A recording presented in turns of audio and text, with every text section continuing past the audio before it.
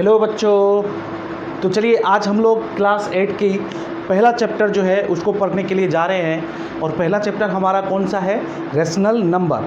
तो rational number क्या होता है इसको हमें समझना है। तो सबसे पहले रेशनल नंबर क्या होता है उसको हम लोग समझते हैं। तो देखो, आपका जो भी नंबर फ्रैक्शन में हो, आपका जो भी नंबर नज़र में आए, यानी कि जो आपका नंबर फ्रैक्शन में नज़र आए, यानी कि कोई नंबर यदि आपको p/q के रूप में लिखा हुआ नज़र आए, ठीक है, p/q के रूप में लिखा हुआ नज़र आए तो उसे हम क्या कहते हैं? रेशनल नंबर कहते हैं। तो p/q कहने का मतलब क्या है? जैसे मान करके चलिए p हमारा क्या होगा? कोई इंटीजर होगा। p हमारा क्या होगा? कोई इंटीजर होगा। क्या होगा? इंटीजर होगा। q भी हमारा क्या होगा? इंटीजर होगा। q भी हमारा क्या होगा? इंटीजर होगा। यानी कि कोई नंबर हमारा यदि p/q के फॉर्म में हो और दोनों नंबर हमारा क्या हो? इंटीजर हो, तो वे हमारा क्या होगा? रेशनल नंबर होगा। जैसे एग्जाम्पल मान करके चलिए 3/4, 5/6, 7/9, ये सभी नंबर आपके किस फॉर्म में हैं, किस तरीके से लिखे गए हैं? तो आप देख सकते हैं सभी नंबर p/q के रूप में लिखे गए हैं। अब तो मैं बोल रहा हूँ कि ये जो है p हमारा क्या होगा? इंटीजर होगा। p हमारा क्या होगा? एक इंटीजर होगा। इंटीजर कहने का मतलब क्या है? इंटीजर के बारे में आप लोगों को मालूम है कि दो प्रकार का इंटीजर होता है, एक पॉजिटिव इंटीजर होता है और एक निगेटिव इंटीजर होता है, और साथ में क्या होता है? जीरो भी होता है हमारा। उसी प्रकार से q भी हमारा क्या होगा? एक इंटीजर होगा। यानी कि आपका इंटीजर -1, -2, -3 कुछ भी हो सकता है, कोई भी नंबर आपका माइनस में या कोई भी नंबर प्लस में।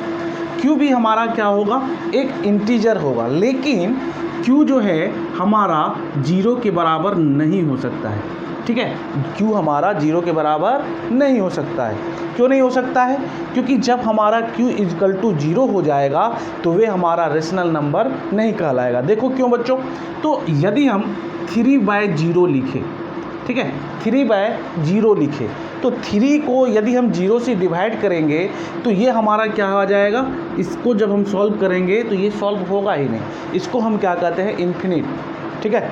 यानी कि ये आपका सॉल्व होगा ही नहीं, इसका कोई वैल्यू निकल करके आएगा ही नहीं।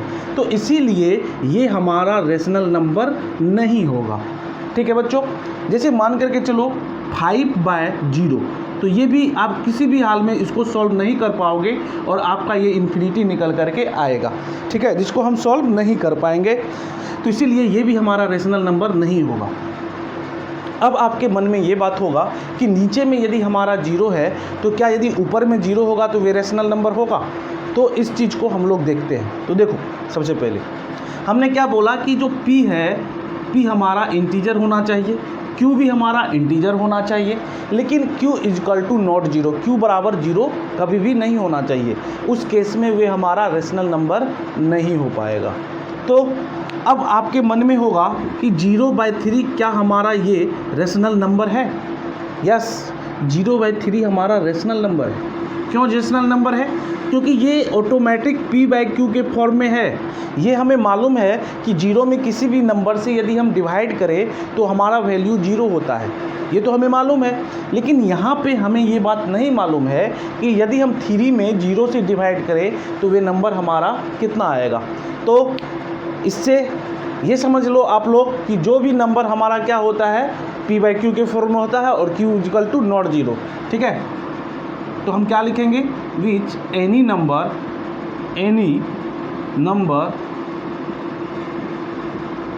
Form of p/q where q = not 0 it is called rational number. It is called rational number, ठीक है। It is called rational number.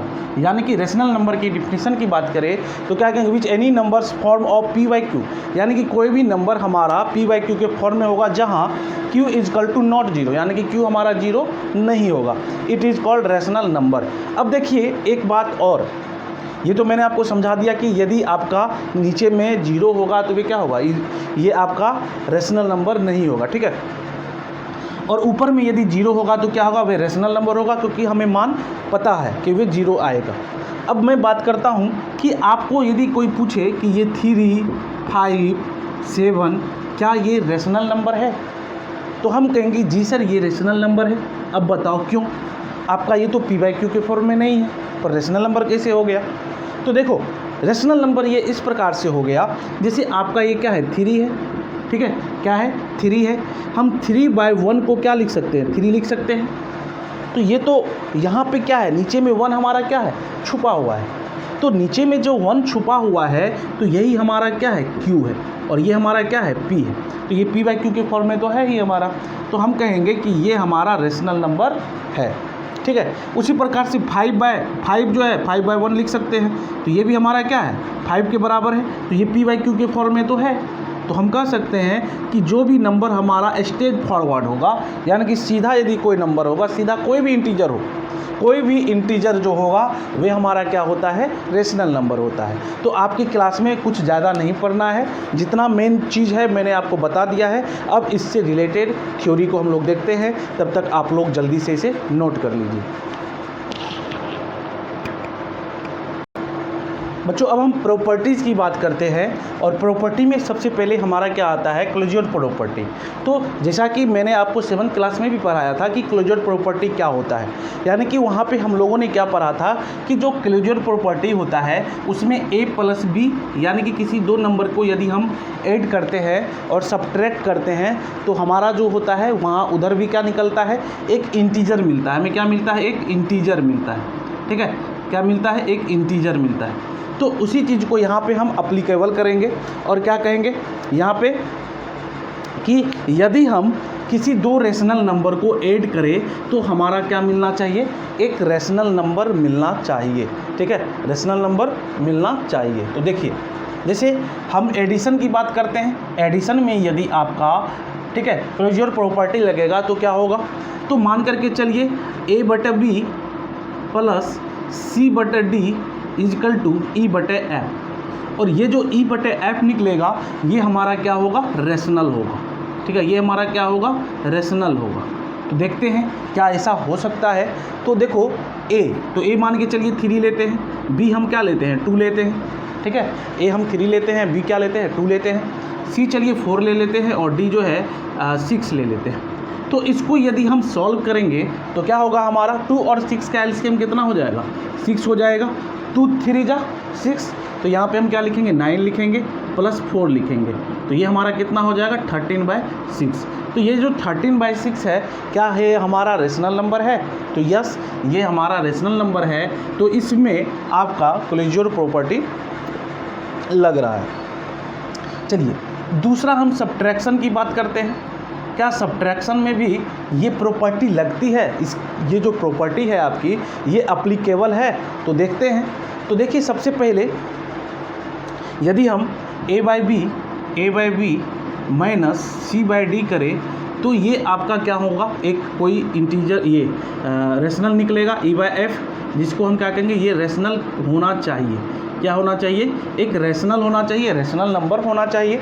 तो देखिए यदि हम a की बात करें तो a की जगह पे आप कुछ भी रख दो, ठीक है, a की जगह पे आप 3/2 रख दो, जैसे उसमें हमने रखा 4/6, तो ये हमारा क्या निकल के आएगा, तो हम यहाँ पे एलसीएम हमारा 6 हो जाएगा, और यहाँ पे 9 और यहाँ पे -4 हो जाएगा, तो कितना आ जाएगा बच्चों, 5/6 आ जाएगा। चलो तो ये जो 5/6 हमारा निकल करके आ रहा है, तो क्या ये p/q के फॉर्म में है, यस ये p/q के फॉर्म में है, तो मैं इसे बोल सकता हूँ कि ये भी हमारा क्या है, एक रेशनल नंबर है। तो इसमें भी जो आपका ये वाला प्रॉपर्टी है क्लोजर प्रॉपर्टी, वे भी इसमें लग रहा है, वे प्रॉपर्टी इसमें भी लग रहा है। चलिए अब प्रॉपर्टी नंबर 3 की बात करते हैं। प्रॉपर्टी नंबर 3 हमारा कौन सा है, मल्टीप्लिकेशन। मल्टीप्लिकेशन में क्या ये प्रॉपर्टी लगेगी, तो देख लेते हैं, a/b into c/d is equal to e/f हमारा आना चाहिए, और वे क्या होगा, वे एक रेशनल होगा, वे हमारा क्या होगा, एक रेशनल नंबर होगा। ये चीज़ होगा तो इस प्रॉपर्टी को, क्लोजर प्रॉपर्टी को ये मल्टीप्लिकेशन भी क्या करेगा, फॉलो करेगा। तो देखते हैं एक बार करके, तो 3/2 इंटू 4/6, ठीक है, तो देखिए 3/2 ये कैंसिल आउट, और ये हमारा क्या हो गया, कैंसिल आउट हो गया। तो ये 2/2 हो गया, हमारा क्या हो गया, 2/2 हो गया। अभी मैं नहीं काट रहा हूँ उसे, क्योंकि ये बता रहा हूँ कि ये p/q के फॉर्म में है। p भी हमारा कुछ वैल्यू दे रहा है और q के जगह भी कुछ वैल्यू हो रहा है। ये बात अलग है कि इसको कैंसिल आउट कर दे तो हमारा क्या होगा, 1 होगा। 1/1 भी हम लिख सकते हैं। तो ये भी हमारा क्या है, एक रेशनल है। ये भी क्या है, हमारा रेशनल है। तो मल्टीप्लिकेशन में भी हमारा क्लोजर प्रॉपर्टी अप्लीकेबल है, लग रहा है। ठीक है, अब हम बात करते हैं डिवीज़न की। किसकी बात करते हैं, डिवीज़न की। तो चलो यहाँ पे देखते हैं डिवीज़न को। ठीक है, तो डिवीज़न में क्या होगा, तो देखो डिवीज़न में भी वही सारा चीज़ है। क्या होगा, A B divided C D equal to E F, यानी कि ये हमारा एक रेशनल नंबर जैसा निकल करके आएगा। ठीक है, तो हम यदि लिखे 3/2 डिवाइडेड, ठीक है, 3/2 डिवाइडेड 6/4, ठीक है, 6/8/4, ठीक है, ये हमने लिखा। तो देखते हैं इस दोनों को डिवाइड करके क्या होता है। तो आप लोगों को यदि नहीं मालूम है इस डिवाइड को करने के लिए, तो देखो बचपन में पढ़ के आप लोग आए हैं, इस डिवाइड को हम क्या करते हैं, मल्टीप्लिकेशन में चेंज करते हैं, और जो आपका डिनोमिनेटर में होता है वे नोमिनेटर में चला जाता है, और जो नोमिनेटर में होता है कहाँ चला जाता है, डिनोमिनेटर में। ठीक है, तो ये हो जाएगा आपका 4/8। ठीक है, 2 2 जा 4, 2 4 जा 8। तो हमारा जो नंबर निकल करके आएगा ये हमारा एक रेशनल नंबर निकल करके आएगा। तो हम कह सकते हैं कि डिवीज़न में भी हमारा क्लोजर प्रॉपर्टी अप्लीकेबल है। तो हमने बच्चों क्लोजर प्रॉपर्टी के बारे में देखा, एक प्रॉपर्टी जो कि आपका एडिशन, सब्ट्रैक्शन, मल्टीप्लिकेशन और डिवीज़न सभी के लिए क्या है, अप्लीकेबल है। अब चलिए हम अगला प्रॉपर्टी देखते हैं। चलो बच्चों, अब हम प्रॉपर्टीज नंबर 2 की बात करते हैं, कम्यूटेटिव प्रॉपर्टी। तो कम्यूटेटिव प्रॉपर्टी में देखेंगे कि इसमें एडिशन, सब्ट्रैक्शन, मल्टीप्लिकेशन और डिवीज़न वाला प्रॉपर्टी हमारा लग पाता है कि नहीं। तो सबसे पहले हम बात करते हैं एडिशन की। किस चीज़ की बात करते हैं, एडिशन की।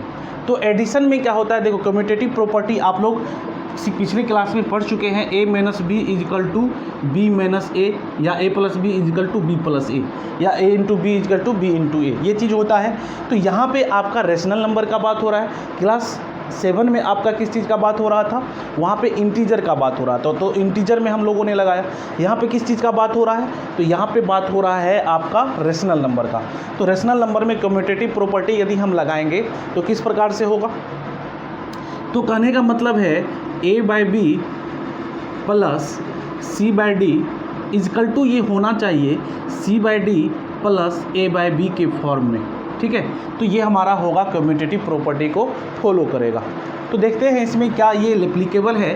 तो 3/2 प्लस 5/6, ठीक है, और इसको यदि हम क्या करेंगे, इस वाले पार्ट को इधर ले आए तो 5/6, और इस वाले पार्ट को उधर ले जाए तो क्या हो जाएगा 3/2।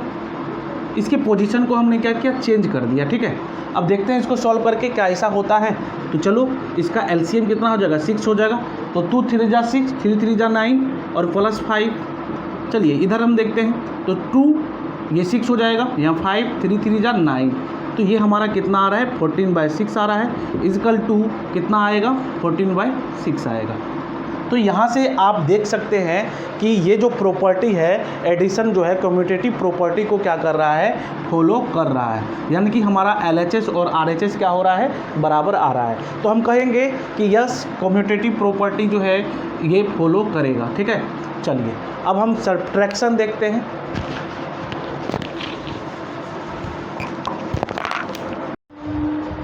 तो ये हमारा एडिशन का प्रॉपर्टी है। अब हम बात करते हैं सब्ट्रैक्शन में। तो क्या ये सब्ट्रैक्शन में कम्यूटेटिव प्रॉपर्टी हमारा लगेगा कि नहीं, चलो देख लेते हैं। तो यहाँ तो हमने चेक कर लिया कि एडिशन में ये अप्लीकेबल है कम्यूटेटिव प्रॉपर्टी। अब बात करते हैं हम सब्ट्रैक्शन की। तो सब्ट्रैक्शन में क्या होगा, देखो बच्चों, तो सब्ट्रैक्शन में क्या होगा कि सब्ट्रैक्शन, ठीक है, सब्ट्रैक्शन में क्या होगा, तो यहाँ पे आपका a/b minus c/d is equal to क्या होना चाहिए, c/d माइनस a/b। ठीक है, तो चलो इसको चेक करते हैं कि यदि ये दोनों बराबर हो जाएगा तो हम कहेंगे कि इसमें कम्यूटेटिव प्रॉपर्टी लग जाएगा, अप्लीकेबल हो जाएगा। यदि इस दोनों में ये सारा चीज़ मतलब ये दोनों इक्वल नहीं होगा तो हम कहेंगे कि इसमें कम्यूटेटिव प्रॉपर्टी एप्लीकेबल नहीं है। ठीक है, चेक करते हैं। तो चेक करते हैं, यहाँ पे मान के चलो 3/2 और माइनस हमारा क्या हो जाएगा 1/2 हो जाएगा। ठीक है, 3/2 माइनस 1/2 हो जाएगा इजकल टू, यदि हम 1/2 माइनस 3/2 करें तो चलो देखते हैं, दोनों का एलसीएम हमारा कितना हो जाएगा 2 हो जाएगा, है ना। यदि आपके मन में थोड़ा सा ये है तो 4 कर लो आप इसे, क्योंकि ABCD मैंने अलग अलग लिखा है, तो यहाँ पे आप 4 कर लो। ठीक है, तो एलसीएम कितना हो जाएगा बच्चों, तो एलसीएम हमारा 4 हो जाएगा, है ना। 4 हो जाएगा तो 2 यानी कि यहाँ पे 6 हो जाएगा, 2 2 जा 4, 3 2 जा 6। ठीक है, और यहाँ पे हमारा 1 हो जाएगा इजकल टू, अब देखो यहाँ पे एलसीएम हमारा 4 होगा, एलसीएम हमारा कितना होगा 4 होगा। अब यहाँ पे हम क्या लिखेंगे 2, ठीक है, और माइनस 3, तो ये आपका कितना आ जाएगा, तो देखिए यहाँ पे हो जाएगा 5/4 इजकल टू -1/4। ठीक है, ठीक है, क्या हो जाएगा 5/4 इजकल टू -1/4। क्या ये दोनों एक दूसरे के इक्वल है, नहीं है, ये दोनों एक दूसरे के इक्वल नहीं है। तो इसका मतलब जो है ये सब्ट्रैक्शन में कम्यूटेटिव प्रॉपर्टी लॉ जो है ये अप्लीकेबल नहीं है, इसमें इसके नियम को ये पालन नहीं कर पा रहा है, इसीलिए हम कहेंगे कि इसमें ये अप्लीकेबल नहीं है। तो जल्दी से नोट कीजिए इस एग्जाम्पल को। तो अब हम बात करते हैं तीसरा मल्टीप्लिकेशन की। किस चीज़ की बात करेंगे, मल्टीप्लिकेशन की। चलो तो मल्टीप्लिकेशन की हम लोग बात करते हैं। तो यहाँ पे आप लोगों को दिखा दिया मैंने कि ये अप्लीकेबल नहीं है।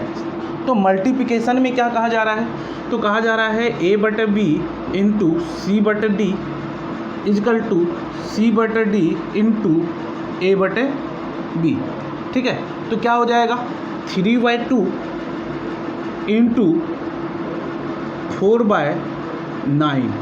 ठीक है, 3/2 4/9 यानी कि ABCD सभी का वैल्यू हमने रखा, और इस इधर हम क्या करेंगे, इस C इंटू D यानी कि 4/9 को पहले लिखेंगे और इंटू 3/2 लिखेंगे। अब देखिए 2 2 जा 4, 3 3 जा 9, 2 2 जा 4, 3 3 जा 9, तो क्या हो जाएगा हमारा 2/3 इजकल टू, इधर हमारा कितना हो जाएगा 2/3। तो हम कह सकते हैं कि कम्यूटेटिव प्रॉपर्टी को जो है ये मल्टीप्लिकेशन वाला क्या कर रहा है, फॉलो कर रहा है। ठीक है, तो मल्टीप्लिकेशन जो है ये कम्यूटेटिव प्रॉपर्टी के लॉ को फॉलो करेगा। अब हम बात करते हैं डिवीज़न की।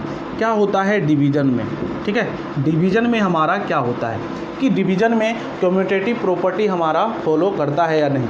ठीक है, तो चलो इसको हटाते हैं बच्चों। चलिए, तो अब देखो हम डिवीज़न की बात करते हैं, डिवीज़न में हमारा क्या होगा।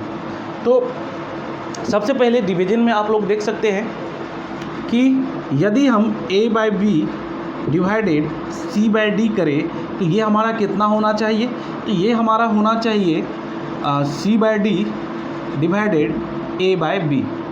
तो चलिए इसको हम इधर साइड में टेस्ट कर लेते हैं, है ना। इस साइड में हम लोग क्या करते हैं, इसको टेस्ट करते हैं। तो ABCD के जगह पे कुछ भी आप रखो, 3 2 डिवाइडेड 8 12, ठीक है, 18 इजकल टू हम क्या लिखेंगे, अब इस 8 और 18 को हम क्या लेंगे, इधर ले लेंगे और डिवाइडेड 3/2 लिखेंगे। ठीक है, अब देखते हैं कि इस दोनों का जो प्रॉपर्टी है, क्या ये दोनों का जो वैल्यू है यदि हमारा इक्वल निकल जाएगा तो हम कहेंगे कि यस ये कम्यूटेटिव प्रॉपर्टी को जो है डिवीज़न फॉलो करेगा।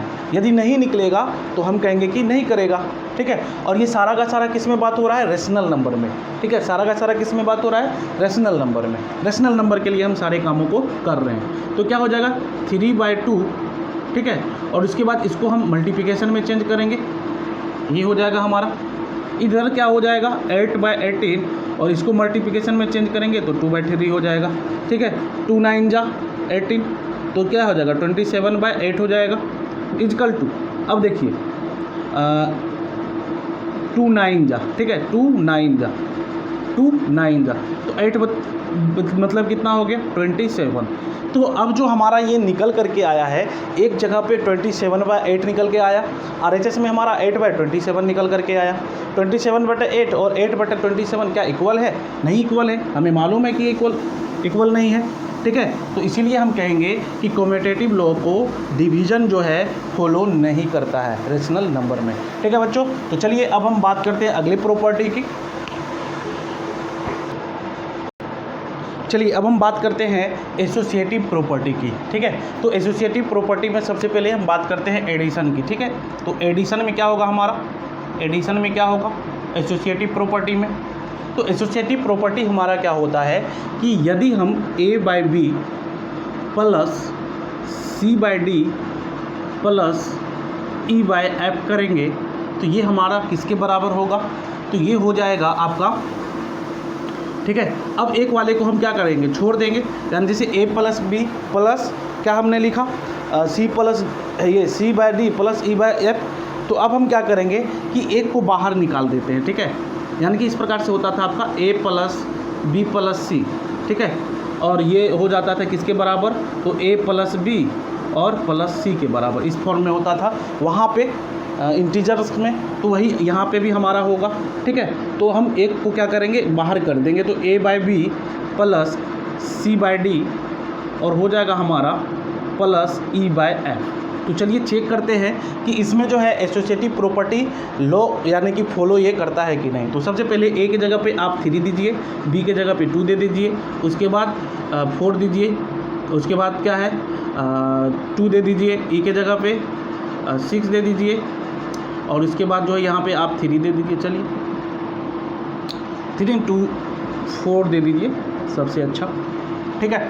अब देखो ये हमारा ए की जगह पे हमने कितना रखा है, तो ए की जगह पे हमने 3 रखा है, बी के जगह पे हमने कितना रखा है 2 रखा है, सी के जगह पे कितना रखा है 4 रखा है, डी के जगह पे कितना रखा है 2 रखा है, और ई के जगह पे कितना रखा है 6 रखा है, और एफ के जगह पे कितना रखा है 4 रखा है, ये हम लिखेंगे।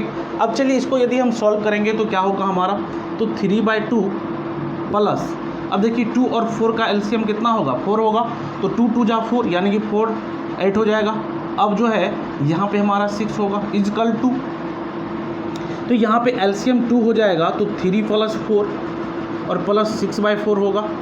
चलिए इसको आगे सॉल्व करते हैं, तो 3/2 प्लस 14/4, ठीक है, कितना हो जाएगा हमारा 14/4 इजकल टू कितना होगा 7/2 प्लस 6/4, ठीक है। अब इस दोनों का एलसीएम हमारा कितना होगा 4 हो जाएगा, कितना हो जाएगा 4 हो जाएगा, 2 2 जा 4, तो हमारा यहाँ पे 6 हो जाएगा, और यहाँ पे कितना हो जाएगा 14 हो जाएगा। चलिए इधर देखते हैं, तो यहाँ पे देखिए एलसीएम कितना होगा 4 हो जाएगा, 2 2 जा 4, तो यहाँ पे 7 2 जा 14, उसके बाद प्लस कितना हो जाएगा 6 हो जाएगा, तो हमारा कितना निकल के आएगा ये 20/4, ये भी हमारा कितना निकल के आएगा 20/4। तो हम कह सकते हैं यहाँ पे हमने इस एग्जाम्पल को जब सेट किया तो ये हमारा LHS और RHS क्या हो गया बराबर हो गया। तो ये जो एसोसिएटिव प्रॉपर्टी है ये हमारा अप्लीकेबल है किसके लिए, एडिशन के लिए। एडिशन के लिए क्या है एसोसिएटिव प्रॉपर्टी अप्लीकेबल है, ठीक है। एडिशन के लिए एसोसिएटिव प्रॉपर्टी हमारा अप्लीकेबल है, क्लियर है, तो जल्दी से नोट कीजिए। चलिए अब हम बात करते हैं सब्ट्रैक्शन की, कि ये हमारा सब्ट्रैक्शन में लागू होता है या नहीं, ठीक है। तो सब्ट्रैक्शन में हम देखते हैं, तो सब्ट्रैक्शन में हम लोग क्या करेंगे,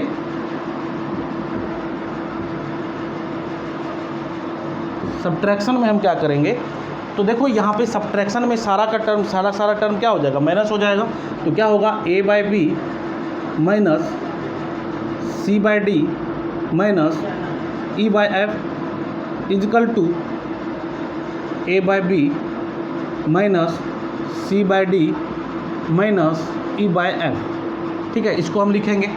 अब देखिए इसके जगह पे यदि हम वैल्यू रख दें, ठीक है, अलग अलग वैल्यू को पुट करें और देखते हैं कि ये दोनों हमारा LHS और RHS बराबर आता है कि नहीं। यदि LHS और RHS बराबर आ जाएगा तो हम समझ जाएंगे कि यहाँ भी हमारा एसोसिएटिव प्रॉपर्टी को ये फॉलो कर रहा है। यदि बराबर नहीं आएगा तो हम समझ जाएंगे कि ये एसोसिएटिव प्रॉपर्टी को फॉलो नहीं करेगा, ठीक है।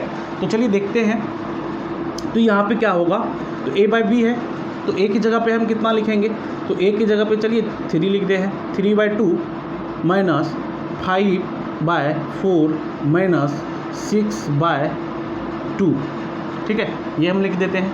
अब इसी को हम क्या करेंगे, इधर इंटरचेंज करेंगे, तो इंटरचेंज करेंगे तो क्या हो जाएगा A/B, A कितना हमारा 3/2 माइनस C/D कितना है 5/4, उसके बाद माइनस E/F कितना है 6/2, तो 6/2 लिखेंगे, ठीक है।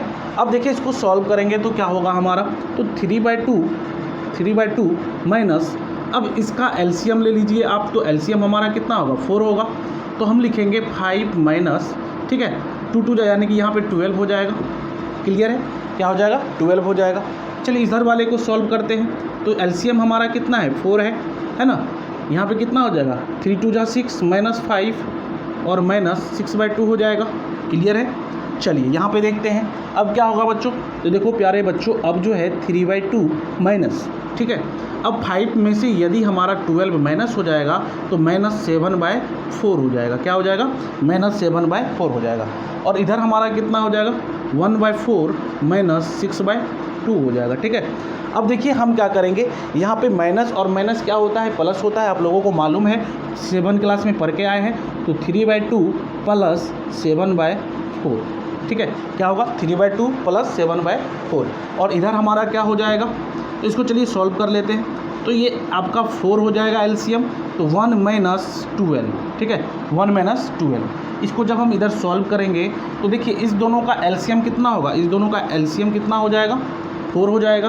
तो चलिए हम 4 लिख देते हैं। उसके बाद देखिए इधर कितना हो जाएगा, तो यहाँ पे 6 होगा और प्लस कितना होगा 7 होगा, इजकल टू -11/4 हो जाएगा। अब देखिए t/4 इजकल टू -11/4। तो क्या LHS RHS के बराबर आया है। इस प्रॉपर्टी को जो हमने लगाया, एसोसिएटिव प्रॉपर्टी को हमने जब सब्ट्रैक्शन में लगाया, ठीक है, सॉरी यहाँ पे सब्ट्रैक्शन लिख दीजिएगा, सब्ट्रैक्शन में जब हमने लगाया तो LHS और RHS यानी कि सभी नंबर को हमने जब पुट किया तो ये हमारा इक्वल नहीं आया। तो हम बोल सकते हैं बच्चों कि ये एसोसिएटिव प्रॉपर्टी को फॉलो नहीं कर रहा है। ठीक है, ये एसोसिएटिव प्रॉपर्टी को फॉलो नहीं कर रहा है। ठीक है, जल्दी से नोट कीजिए। तब तक हम बात करते हैं मल्टीप्लिकेशन की। तो मल्टीप्लिकेशन में हमारा क्या हो जाएगा, ठीक है, मल्टीप्लिकेशन में हमारा क्या हो जाएगा। तो चलिए देखते हैं मल्टीप्लिकेशन। तो देखो मल्टीप्लिकेशन कहने का मतलब क्या है कि मल्टीप्लिकेशन कहने का मतलब है a/b into c/d into e/f equal to क्या होगा a/b into c/d into e/f। ठीक है, ये हमारा होगा। अब देखिए a/b, तो a की जगह पे आप कुछ भी रख दो, जो मन है 1/2 इंटू 3/4 इंटू 5/6 इजकल टू ए कितना 1/2, CD के जगह पे कितना 3/4 इंटू EF के जगह कितना 5/6 हम लिखेंगे। तो यहाँ से क्या होगा बच्चों, तो देखो यहाँ से हमारा हो जाएगा 1/2 इंटू, अब देखिए 3 2 जा 6, तो हम लिखेंगे 5/8 इजकल टू, अब देखिए यहाँ पे क्या होगा, तो यहाँ पे 3/8 इंटू 5/6। ठीक है, ये हमारा हो जाएगा। तो यहाँ से 3 2 जा कितना होगा, ये 6 होगा, है ना। और यहाँ पे चलिए, तो यहाँ पे हो जाएगा 5/16 इजकल टू 5/16। ठीक है, तो LHS और RHS हमारा मल्टीप्लिकेशन में जो है एसोसिएटिव प्रॉपर्टी में क्या आ रहा है, बराबर हो रहा है। जब हम एक नंबर को पुट कर रहे हैं तो हम कह सकते हैं कि एसोसिएटिव प्रॉपर्टी को जो मल्टीप्लिकेशन है वे क्या करेगा, फॉलो करेगा। चलिए, तो मल्टीप्लिकेशन की बात हो गई, तो जल्दी से नोट कीजिए। तब हम बात करेंगे डिवीज़न की। किसकी बात करेंगे हम, डिवीज़न की। ठीक है, ये डिवीज़न क्या होगा, तो आप लोग डिवीज़न में वैल्यू को रख करके देख लेना। ठीक है, मैं सीधा बता देता हूँ, a/b divided c/d divided e/f is equal to not equal to, ठीक है, ये भी इक्वल नहीं होगा। ठीक है, ये इक्वल नहीं होगा किसके, तो a/b डिवाइडेड c/d, ठीक है, इंटू सॉरी डिवाइडेड e/f। ठीक है, ये दोनों इक्वल नहीं होगा, इसमें एसोसिएटिव प्रॉपर्टी जो है नहीं लगेगा। तो एसोसिएटिव प्रॉपर्टी हम लोग देख लिए। ठीक है, क्लोजर प्रॉपर्टी देख लिए। अब चलिए अगला प्रॉपर्टी जो है आपका लास्ट प्रॉपर्टी, उसको देखते हैं। उसके बाद फिर हम लोग अगले क्लास में देखेंगे। चलिए,